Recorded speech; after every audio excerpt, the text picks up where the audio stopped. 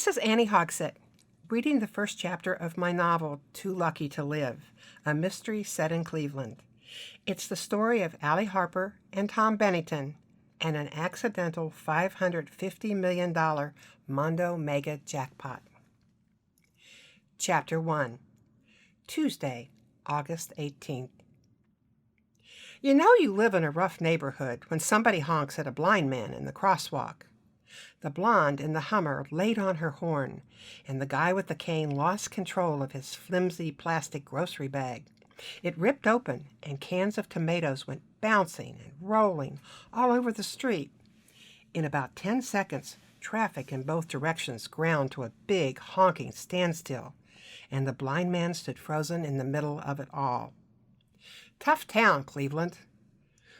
I was sitting in the bus stop on Lakeshore across from Joe's supermarket, waiting for the number 30. So I ran out in front of the Hummer and pitched the driver a carefully calibrated look of outrage while I helped the guy gather up his tomatoes, his pound of ground chuck, some chipotle peppers in adobo sauce, a packet of McCormick's Tex-Mex chili seasoning, and his Mondo Mega jackpot ticket. "Thanks," he shouted. "I thought I was a dead man." "Happy to help." I tried to sound as reassuring as I could over the din. "It's going to be okay in about a minute. I'll take your stuff. Grab onto my arm." By the time I got us sitting down in the RTA shelter, more traffic had piled up behind little Ms. Hummer. Drivers everywhere were honking their brains out at her, and the light had turned red. Twice. I had plenty of time to catch her reluctant eye and read her lips. She was muttering, "Bitch," at me as she drove off. Boiling. Ha! All in all, it was a gratifying experience. I was enjoying the buzz of doing good while I sat there with the guy, his name being, as it turned out, Thomas Bennington III. So I let the number 30 go by. For one thing, on closer inspection, he was cute. After our brief exchange in the middle of the road, Thomas Bennington had been silent. He was looking pretty composed, though, for a man who'd just escaped from the valley of the shadow of Joe's.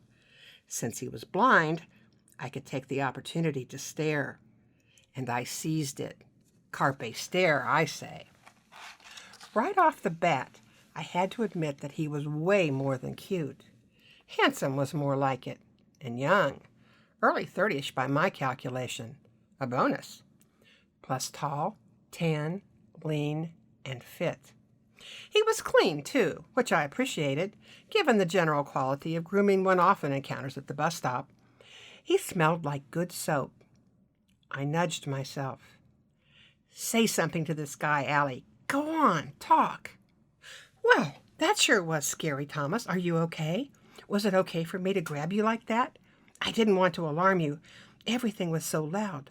You must have been terribly disoriented." "Oh, no. Shut up.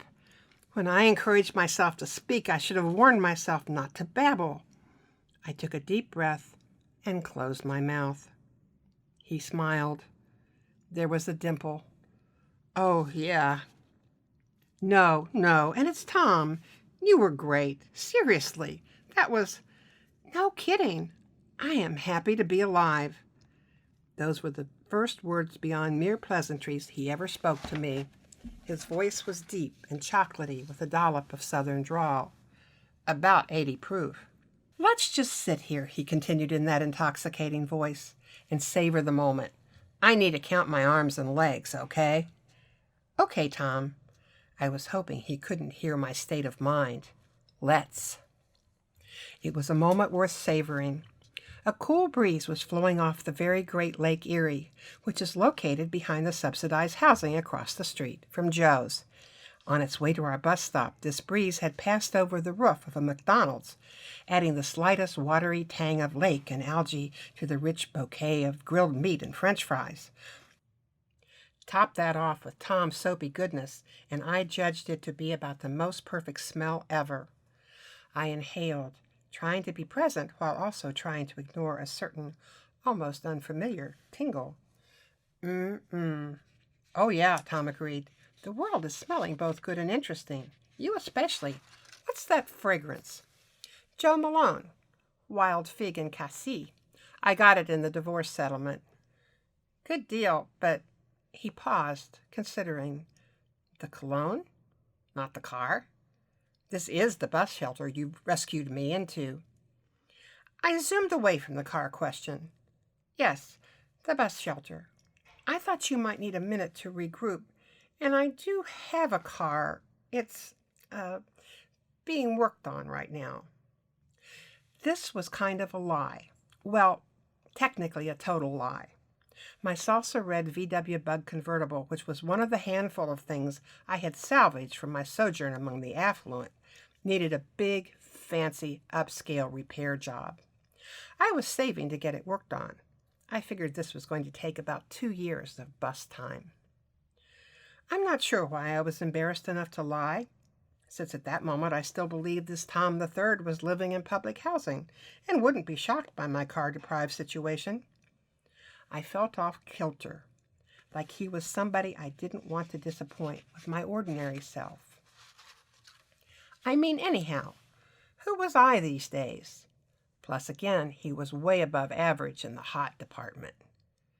But he saw right through me. Could be it's you working on it. Saving for repairs, maybe? There was that dimple again in his wonderful, smooth-shaven cheek. God. Yeah, you got me. I felt my ears warming. You're rather insightful. I stopped myself. For a blind man? Oh, let's not worry about the sight metaphors. There are about 1 billion, and I don't want all the apologies and awkwardness to get in the way of our being friends. You can't hurt my feelings about this. I swear. Okay? Sure. I added another to myself on the our being friends. He was handsome. He used impeccable grammar. He thought we could be friends. The trifecta. What was I doing? I'd known him for maybe 10 minutes, 2 of which I'd spent rescuing cans and getting bad-mouthed via lip sync.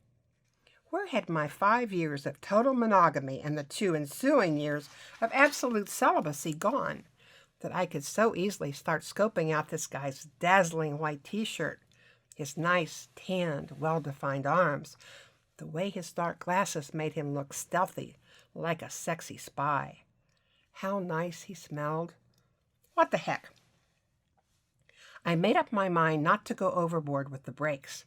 First of all, how many blind serial killers did I think there were in Cleveland? And second, wasn't it non-monogamous behavior on the part of Mr. Tall, Dark, and Unfaithful Esquire that had landed me here at this bus stop in the first place? 6 flavors of Joe Malone, a small but lovable red car, and a ridiculously insignificant amount of cash wasn't much compensation for half a decade of big mistake. The universe owed me something, for goodness sake. How much could it hurt to ask? You were going to make chili. He shifted the torn bag he was now cradling on his knees. His hands played over the contents, and he frowned. I was, but apparently some tomatoes got away. I glanced out onto Lake Shore. Sure enough, there was a flattened Red Pack can bleeding onto the pavement. Oh, there's a can out there that can't be saved, I'm afraid. But listen, I focused myself on sounding casual. Why don't you ride the bus with me to my house? I'll throw in some of my tomatoes, and you can share your chili stuff. I have Coronas and limes, too, if that works. And I can borrow a car from my friend to drive you home. I was struck by the audaciousness of inviting this man to come home with a voice he'd never heard before. I knew me, and I could see him, but what did he have to go on, besides the odds against meeting a female serial killer at the bus stop? I backpedaled. Or I could run into Joe's and get you another can, and you could finish up crossing the street. He needed to decide. The next number 30 was an ugly gray square in the distance. I'll go with the bus, the tomatoes, and the sharing. He operated the dimple again. But I can't go home with you unless you tell me your name. Oh, sorry, of course. How did I skip over that? I hesitated a beat. Alexis Harper. He turned his handsome face to me, quizzical. You don't sound like an Alexis to me. You sound more like an Alice. So he reads minds. This could be a big complication. I hate Alice. Don't I deserve a fresh name after living under the cloud of Alice all these years? My friends call me Allie. Is that better? Are you psychic or what? He grinned. I may be blind, but I've got an excellent fib detector. Also, my blind guy spidey sense, which, tells me you might not be too dangerous. I will go with you, Allie, not Alice, and commingle my chili with your tomatoes and beer.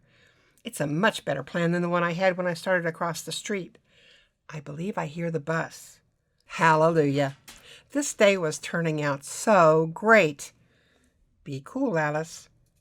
Don't get too thrilled with yourself, I answered him. I can hear it, too. It's only half a block away.